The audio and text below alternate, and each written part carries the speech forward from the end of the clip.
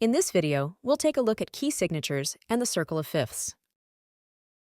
A key signature is a group of sharps or flats at the beginning of the staff, which indicates which key we are in.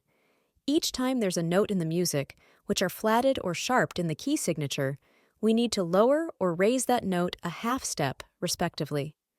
Flats and sharps are known as accidentals, which are used to modify the pitch.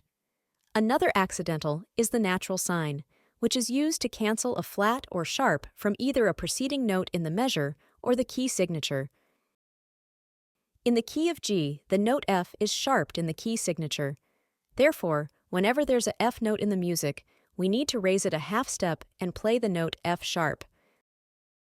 That is, unless it has been canceled by a natural sign. In the key of F, the note B is flatted in the key signature.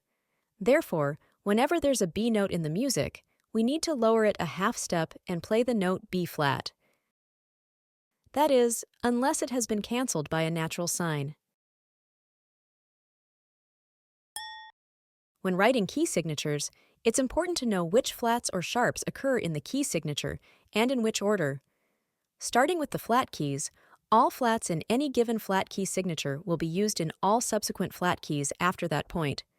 This new flat is always the fourth degree of the new major key or scale. The F major scale adds a flatted fourth degree to the previous key of C major. The B flat major scale adds a flatted fourth degree to the previous key of F major. The E flat major scale adds a flatted fourth degree to the previous key of B flat major. This continues all the way to the key of C flat, in which all degrees are flatted. This final flat key signature has all flats from the previous flat keys. Now we can see which flats occur and in which order. The flats are B flat, E flat, A flat, D flat, G flat, C flat, and F flat. Also, notice the exact location of the flats on the staff. Starting from the B flat, we go up to the E flat, down to the A flat, up to the D flat, down to the G flat, up to the C flat, and down to the F flat. All flats are within 1 octave on the staff.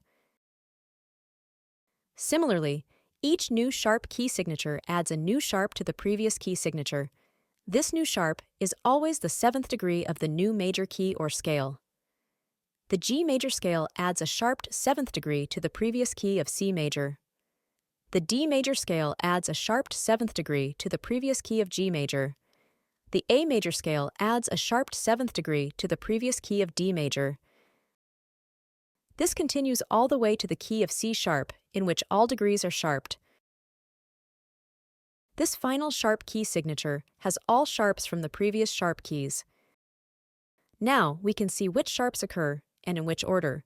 The sharps are F sharp, C sharp, G sharp, D sharp, A sharp, E sharp, and B sharp. Also, notice their exact location on the staff. Starting from the F sharp, we go down to the C sharp, up to the G sharp, down to the D sharp, down to the A sharp, up to the E sharp, and down to the B sharp. The circle of fifths shows all major and minor keys and their relationships. Each point in the circle is a fifth interval apart from its 2 neighboring points or keys. Hence, the name circle of fifths. Intervals will be studied later in the course. Each of the 12 points around the circle represents a major key in the outer circle and a corresponding minor key in the inner circle with the same key signature. For example, C major and A minor have the same key signature with no flats or sharps. Keys with the same key signature are known as relative keys. Moving clockwise around the circle, through the flat keys, we see that each new flat key signature adds a new flat to the previous key signature. This continues to 7 o'clock, where each of the 7 scale degrees have been flatted. This is similar to the derived key signatures earlier in this video. Moving counterclockwise around the circle, through the sharp keys, we see a similar concept. This continues to 5 o'clock, where each of the 7 scale degrees have been sharped. Again, this is similar to the derived key signatures earlier in this video. At 3 points at the bottom of the circle, enharmonic names have been indicated.